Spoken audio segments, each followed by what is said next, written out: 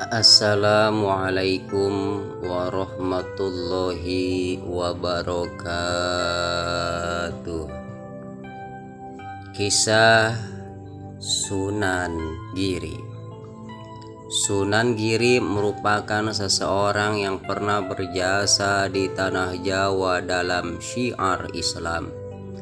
Beliau memiliki nama lain yaitu Sultan Abdul Faqih, Prabu Satmata, Raden Ainul Yakin, Joko Samudra, dan Raden Paku. Beliau adalah salah satu wali Songo yang berpusat di Desa Giri, Kecamatan Kebomas, Kabupaten Gresik, Provinsi Jawa Timur. Menurut asal-usul keturunan, beliau merupakan salah satu keturunan dari Rasulullah SAW. Hal tersebut dibuktikan dengan adanya jalur keturunan dari Husain bin Ali, Ali Zainal, Maulana Ishaq Ainul Yakin atau dikenal dengan sebutan Sunan Giri. Beliau sangat berjasa dalam kiprah menyebarkan ajaran agama Islam di tanah Jawa. Biografi Sunan Giri. Sunan Giri lahir dari seorang ibu bernama Dewi Sekardadu dan nama ayahnya yaitu Maulana Ishaq. Maulana Ishaq merupakan salah satu mubaligh Islam yang berasal dari Asia Tengah. Beliau diceritakan menikah dengan Sekardadu, salah satu putri Prabu Menak Sembuyu, dan termasuk seorang penguasa di wilayah Blambangan, terutama pada masa puncak kekuasaan kerajaan Majapahit. Menurut pendapat yang lainnya menyatakan bahwa beliau masih keturunan Rasulullah. Pendapat tersebut berdasarkan riwayat dari pesantren-pesantren yang ada di wilayah Jawa Timur dengan catatan nasab Sa'adah Ba'alawi Hadramaut. Karena garis keturunannya tersebut, maka beliau cukup terkenal dalam berdakwah untuk menyebarkan syariat Islam. Beliau merupakan salah satu cucu dari Putri Pasai dan Dipati Hangrok. Pernikahan antara Putri Pasai dan Dipati Hangrok yang kemudian melahirkan seorang putra, namun tidak disebutkan namanya. Kemudian putranya tersebut menikah dengan Putri Raja Bali yang kemudian melahirkan seorang anak laki-laki yang bernama Pangeran Giri. Putra Pesai merupakan salah satu putri dari Sultan Pesai yang dinikahi oleh Dipati Hangrok Brawijaya, yaitu seorang Raja Majapahit, Mangkubumi Majapahit pada masa itu bernama Patih Maudura. Nama asli Sunan Giri. Nama asli Sunan Giri adalah Raden Paku. Selain Raden Paku, beliau juga memiliki sederet nama lainnya yang melekat, salah satunya yaitu Joko Samudra. Alasannya diberi nama Joko Samudra, yakni dulu beliau pernah dibuang oleh kakeknya ke laut, yang kemudian ditemukan seorang awak kapal dan diasuhnya oleh saudagar kaya pemilik kapal tersebut. Setelah beliau tumbuh besar di pesantren Sunan Ampel, kemudian Raden Paku diberikan nama Maulana Ainul Yakin. Nama tersebut diberikan karena kecerdasan yang dimilikinya. Disebutkan pada buku Jejak Para Wali dan Ziarah Spiritual yang diterbitkan oleh Kompas bahwa Raden Paku memiliki kisah yang menarik ketika mencari daerah untuk tempat berdakwah. Setelah beliau belajar bertahun-tahun dengan Sunan Ampel, diceritakan bahwa dirinya dan putra Sunan Ampel yang bernama Makdum Ibrahim diutus untuk menuntut ilmu ke Mekah. Namun sebelum mereka berangkat ke Mekah harus singgah di Pesai terlebih dahulu untuk bertemu dengan Syekh Maulana Ishaq. Itulah cara Sunan Ampel mempertemukan Sunan Giri dengan ayahnya. Namun pada akhirnya mereka berguru dan menimba ilmu di Pesai dengan Syekh Maulana Ishaq. Setelah 7 tahun menuntut ilmu di Pesai, kemudian mereka kembali ke Jawa. Namun sebelum mereka kembali ke Jawa, Syekh Maulana Ishaq membekali Raden Paku dengan memberikan segenggam tanah. Sunan Maulana Ishaq memberikan amanah kepada Raden Paku untuk mendirikan sebuah pesantren di tempat yang bau dan warna tanahnya sama dengan tanah yang diberikannya. Setelah beliau bertafakur selama 40 hari untuk memohon petunjuk kepada Allah, namun pada akhirnya Raden Paku mendirikan sebuah pesantren di wilayah perbukitan desa Sidomukti, daerah selatan Gresik.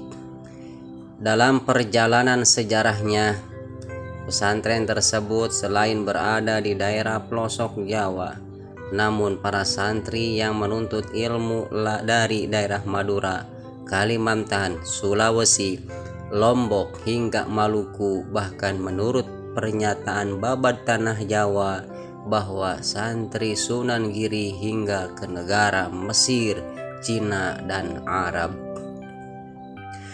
Karena beliau tinggal di daerah perbukitan, maka akhirnya nama Raden Paku disebut dengan panggilan Sunan Giri. Dalam bahasa Jawa, Giri artinya bukit. Itulah sejarah panjang kenapa nama Raden Paku diubah menjadi Sunan Giri. Kisah perjuangannya dalam menyebarkan agama Islam. Setelah Raden Paku kembali ke Pulau Jawa, beliau pun pulang ke kota Gresik. Dan di kota tersebut beliau membangun pesantren yang sesuai dengan yang ada diamanahkan oleh ayahnya. Beliau membangun pesantren setelah menemukan tanah yang sesuai dengan segenggam tanah yang telah diberikan oleh ayahnya. Nama daerah untuk membangun pesantren tersebut di desa Sidomukti yang berada di daerah perbukitan tinggi. Itu sebabnya beliau diberi nama sebutan Sunan Giri. Dengan berjalannya waktu, pesantren ini semakin terkenal di seluruh Nusantara. Baru 3 bulan berjalan saja, pesantren ini sudah dibanjiri murid untuk belajar dan murid-murid tersebut hadir dari berbagai wilayah di Indonesia. Karena sangat banyak murid-murid yang menuntut ilmu agama Islam di pesantren ini, maka membuat pesantren ini semakin terkenal. Hal itu yang memudahkan beliau untuk melakukan dakwah di Pulau Jawa. Beliau merupakan salah satu orang yang cukup berpengaruh besar terhadap kerajaan-kerajaan Islam, baik yang berada di Pulau Jawa ataupun di luar Pulau Jawa. Beliau juga mendirikan sebuah kerajaan yang bernama Giri Kedaton. Namun kerajaan itu hanya bertahan hingga 200 tahun saja. Setelah beliau meninggal, beliau digantikan oleh beberapa orang dari keturunannya.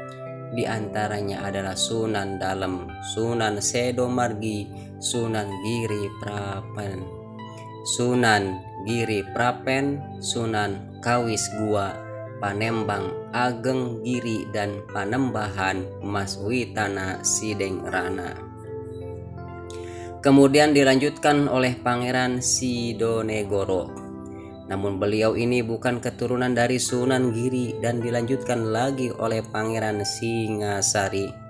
Pangeran Singasari berjuang keras demi memperjuangkan Sunan Giri Kedaton pada waktu menghadapi serangan dari Sunan Amangkurat II ketika ingin merebut kerajaan.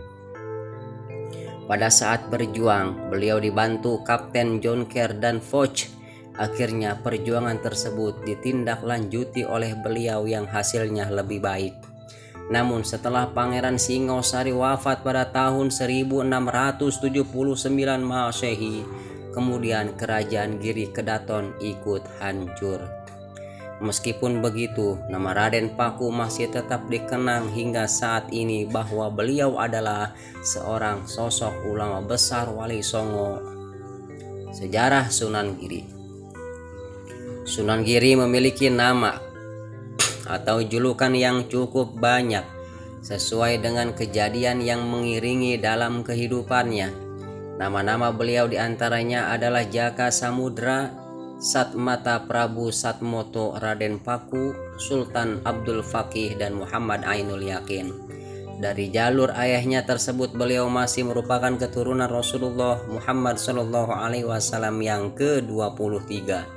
Beliau lahir pada tahun Saka Chandra Sengkala 1365 Saka, Jalmo Orek Werdaning Ratu, dan wafat pada tahun Saka Chandra Sangkala 1428 Saka, Sayu Sirno Sucining Sukmo di Desa Giri, Kecamatan Kebomas, Kecamatan Gresik, Jawa Timur. Nama ayah kandungnya adalah Maulana Ishaq Imam Ishaq Makdum bin Maulana Akbar, atau sebagian kalangan menyebutkan yaitu Syekh Awalul Islam atau Syekh Maulana Ishaq. Beliau merupakan seorang mubalik ternama dari Samarkand, Asia Tengah. Sedangkan nama ibunya yaitu Dewi Sekardadu yang merupakan salah satu putri dari Prabu Menak Sembuyu yang merupakan adipati di Blambangan ketika menjelang runtuhnya kerajaan Majapahit. Ketika usianya masih belasan tahun, beliau diasuh oleh seorang syekh bandar kaya raya berasal dari Gresik bernama Nyai Ageng Pinatih yang kemudian menjadi ibu angkatnya. Dalam asuhannya, beliau disekolahkan ke sebuah pesantren yang didirikan oleh Sunan Ampel atau Raden Ahmad di Ampel Denta, Kota Surabaya. Selama beliau menuntut ilmu di pesantren Ampel, Joko Samudra diberi nama julukan Raden Paku. Beliau memperdalam ilmu agama Islam di pesantren Ampel hingga 7 tahun lamanya, yang kemudian lulus dan diwisuda dengan mendapatkan gelar Ainul Yakin. Karena kecerdasan yang beliau miliki sangat pesat dan Sunan Ampel mengetahui bahwa beliau adalah putra kandung dari Maulana Ishaq, maka bersama Makdum Ibrahim Sunan Bonang, mereka berdua kemudian dikirim untuk mendalami ilmu ke Pesai. Mereka menuntut ilmu hingga benar-benar menguasai dan memiliki bekal untuk pulang. Sepulang dari Pesai, Raden Paku atau Sunan Giri mendirikan sebuah pesantren di daerah perbukitan di kawasan Sidomukti, Kota Gresik pada tahun 1480 Masehi atau 1403 Saka. Pesantren yang beliau dirikan berkembang sangat pesat hingga menjadi sebuah kerajaan, kemudian diberi nama Kerajaan Giri Kedaton. Karena kewibawaannya yang dimilikinya, kemudian beliau diangkat oleh seorang Sultan Demak Bintaro sebagai Ahlul Halli wal Aqdi, yang merupakan seorang penentu untuk kebijaksanaan pemerintah dalam menyebarkan agama Islam yang berada di Pulau Jawa. Peristiwa penting tersebut terjadi pada tahun 1485 Masehi atau 1407 Saka. Setelah peristiwa penting tersebut, maka Raden Paku diangkat oleh Raden Fatah yang merupakan Sultan Demak I yang bergelar sebagai Prabu Satmoto menjadi Raja Giri Kedaton pada tanggal 9 Maret tahun 1487. Tanggal tersebut yang kemudian dijadikan sebagai hari lahirnya hari jadi Kota Gresik. pada masa kerajaan Majapahit runtuh karena serangan oleh Grindrawardana dari kota Kediri tahun 1478, beliau pernah diangkat menjadi seorang raja. Setelah itu, beliau menyerahkan kembali pada Raden Fatah yang merupakan seorang putra dari Bre Kertabhumi atau Brawijaya. Dalam ilmu keagamaan, Sunan Giri sangat terkenal dengan ilmu pengetahuannya yang cukup luas, terutama dalam ilmu fikih, sehingga beliau diberikan julukan Sultan Abdul Faqih. Selain itu, beliau juga sangat berjasa karena mampu menghasilkan sebuah karya seni yang cukup luar biasa, seperti tembang, cublak, suweng, ilir-ilir, dan jelungan yang merupakan karya seni yang diciptakan beliau. Demikian juga dengan gending pucung dan asmaradhana. Meskipun bernuansa Jawa, namun merupakan salah satu ajaran Islam yang memberikan pesan moral dan nasihat. Sebagai seorang waliullah dan masuk ke dalam jajaran wali 9 wali songo, beliau juga tidak hanya menyiarkan agama Islam di Pulau Jawa saja, namun juga ke daerah luar Jawa. Ada sebuah riwayat yang pernah dikisahkan oleh beliau pada saat berdakwah dan sekaligus berdagang di Kalimantan Barat, tepatnya di kota Banjarmasin pada tahun 1462 Masehi atau setara 1384 Saka. Disampaikan bahwa beliau tidak hanya menjual barang dagangannya, namun justru membagikan dagangannya secara gratis pada kaum duafa, fakir miskin, dan orang-orang yang membutuhkannya. Ketika beliau menuju kota Gresik dengan menggunakan kapal, agar kapal yang ditumpanginya tidak oleng saat berlayar, maka diisilah dengan batu-batu dan kerikil. Namun karena kuasa Allah, maka bebatuan dan kerikil tersebut berubah menjadi barang-barang yang bermanfaat untuk memenuhi kebutuhan masyarakat Gresik.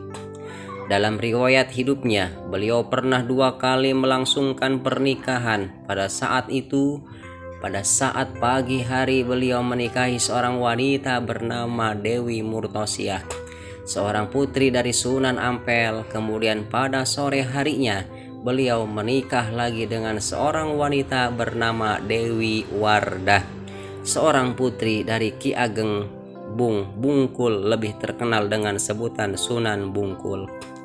Lalu di manakah letak makam Sunan Giri?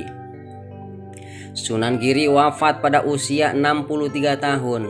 Tepatnya malam Jumat tanggal 24 Rabiul Awal 913 Hijriah atau 1506 Masehi atau 1428 Saka.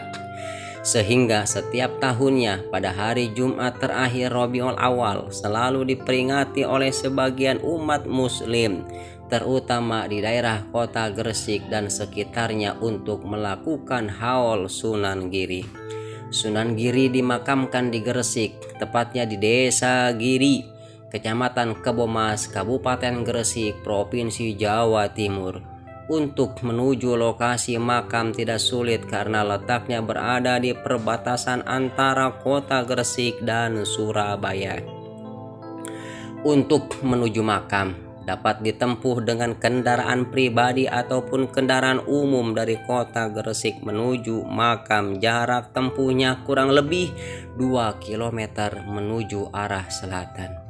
Komplek makam ini tepatnya berada di puncak Bukit Giri. Metode dakwah yang diterapkan oleh Sunan Giri. Pusat Sunan Giri untuk menyebarkan ajaran agama Islam yaitu di Kerajaan Giri Keraton, sehingga di wilayah sekitar keraton mayoritas penduduknya memeluk agama Islam.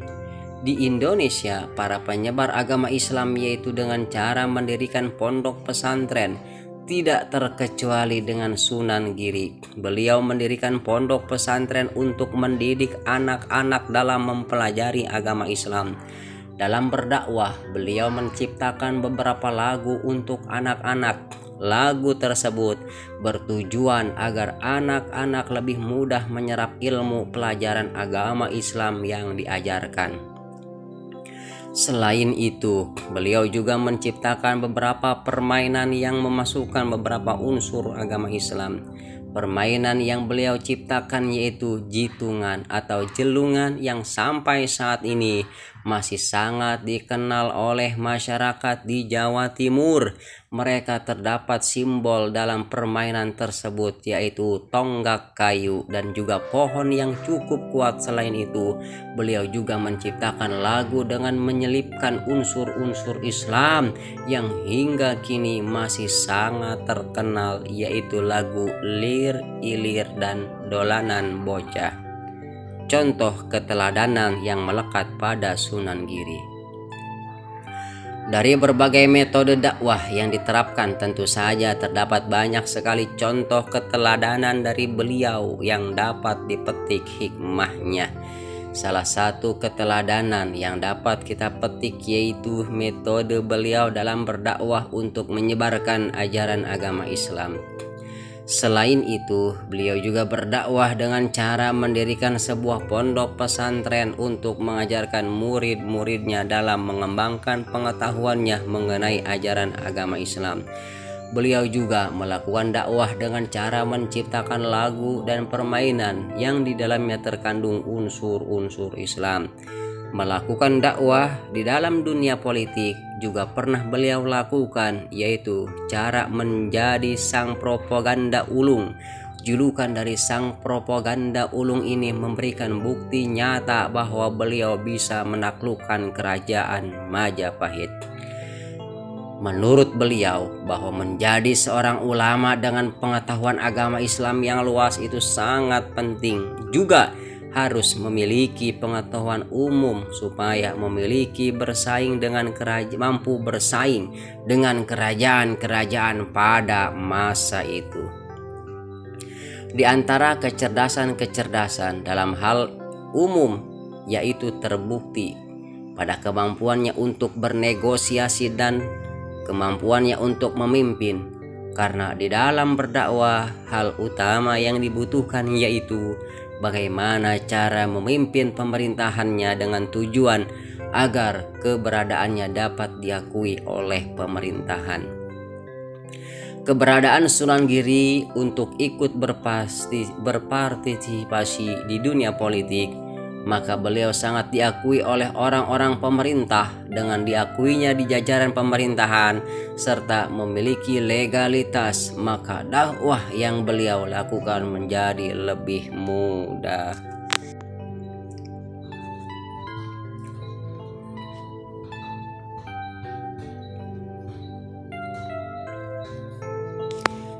Sejarah kelahiran Sunan Giri.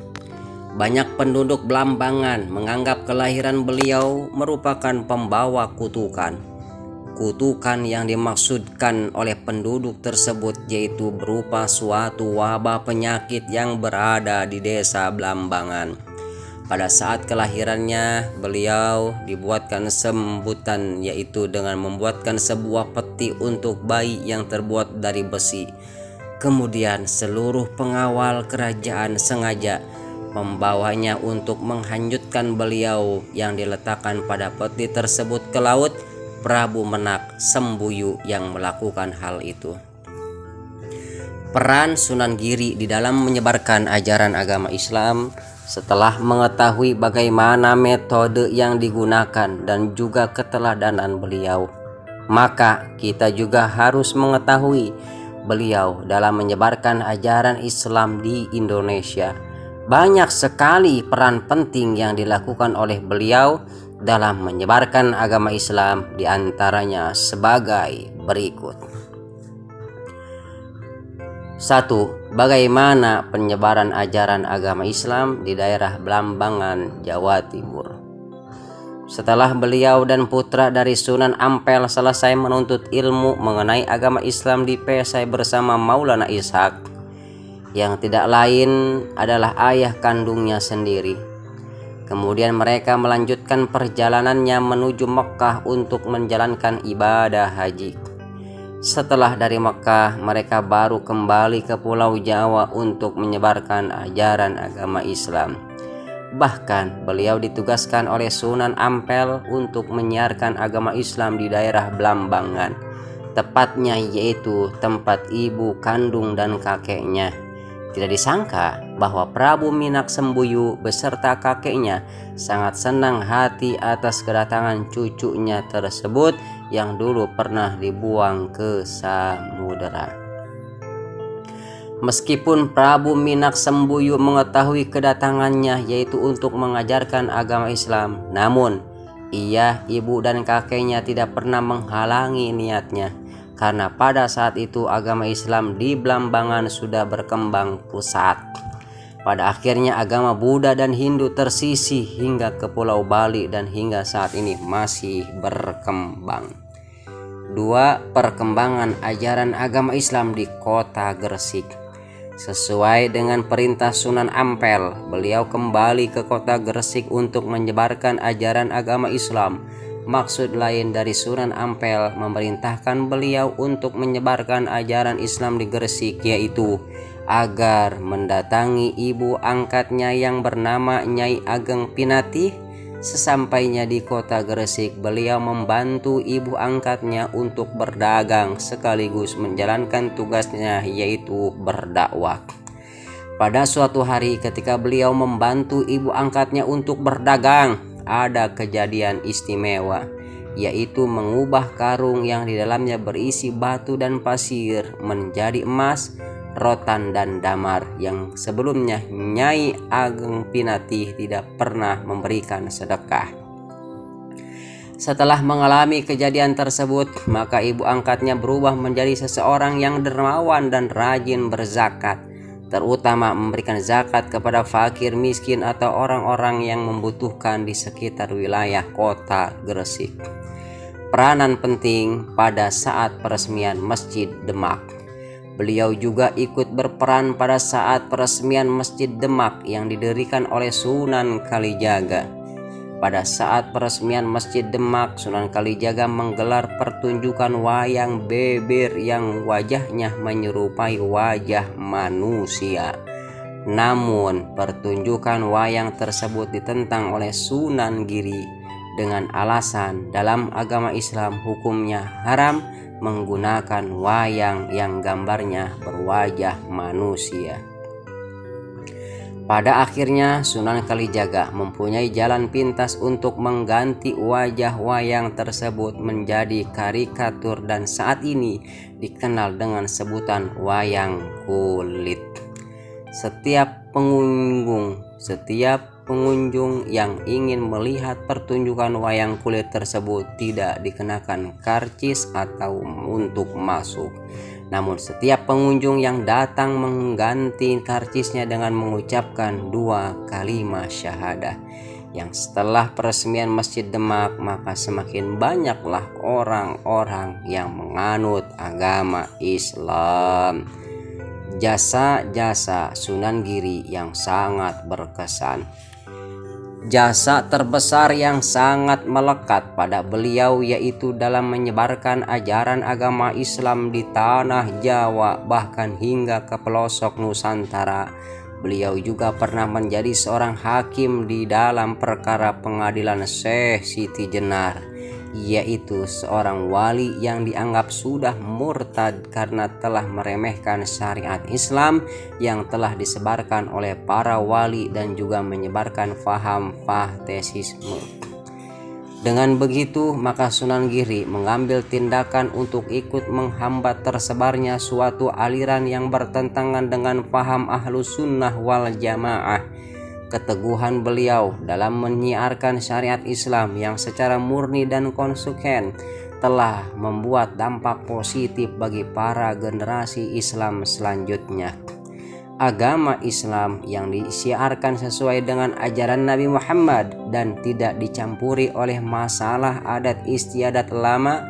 Beliau juga sangat berjasa dalam bidang kesenian karena berhasil menciptakan lagu Pucung dan Asmarandana.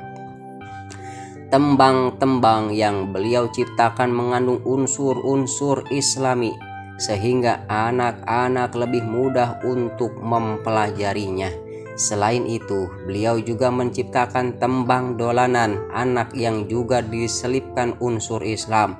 Tembang-tembang tersebut diantaranya adalah Cublak-Cublak Suweng, Jithungan, Delikan, dan Jamuran. Peninggalan Sunan Giri. Sunan Giri merupakan salah satu nama Wali Songo 9 Wali yang sangat familiar khususnya bagi mereka yang mengetahui mengenai sejarah penyebaran ajaran agama Islam di Indonesia. Berikut ini beberapa peninggalan beliau yang wajib Anda ketahui yang berada di kota Gresik. 1. Giri Kedaton. Salah satu peninggalan yang cukup terkenal di masyarakat yaitu Giri Kedaton. Giri artinya bukit, sedangkan Kedaton artinya keraton. Giri Kedaton dahulu digunakan sebagai pusat pemerintahan Giri yang dipimpin beliau dan juga merupakan pondok pesantren. Menurut sejarah bahwa kerajaan Giri mampu bertahan hingga beberapa generasi. Lokasinya berada di daerah strategis dan di tempat yang paling tinggi di kota Gresik. Tempatnya yaitu di Desa Mukti. 2. Masjid. Peninggalan Sunan Giri yang satu ini sudah banyak yang mengetahuinya karena lokasinya bersebelahan dengan makamnya. Masjid yang murni peninggalan beliau yaitu berada di bagian tengah. Bangunan masjid tersebut memiliki arsitektur yang cukup unik karena mengkombinasikan antara budaya Islam dan Hindu. Hal itu bisa dilihat dari bagian bentuk atapnya. 3. Museum. Dari sebuah peninggalan beliau, sebenarnya semua sudah tersimpan rapi di sebuah museum Sunan Giri. Museum ini letaknya cukup strategis di area terminal bus Maulana Malik Ibrahim dan tidak jauh dari alun-alun kota Gresik. Namun sayangnya museum ini kurang terawat dengan baik karena mungkin letaknya yang berada di pojokan. 4. Telogo Pegat. Peninggalan terakhir beliau yaitu adalah Telogo Pegat. Telaga ini sangat mirip dengan sebuah danau. Telogo dalam bahasa Indonesia artinya telaga. Telaga Pegat ini berlokasi di kawasan Giri, Kebomas. Menurut warga sekitar bahwa telaga ini tidak pernah mengalami surut meskipun terjadi kemarau berkepanjangan. Menurut warga sekitar, ada larangan untuk berenang di telaga tersebut dikarenakan telaga tersebut angker. Bahkan kejadian misterius seperti orang tenggelam di telaga. Banyak orang bilang juga kalau telaga ini membuat hidup kalian lebih semangat.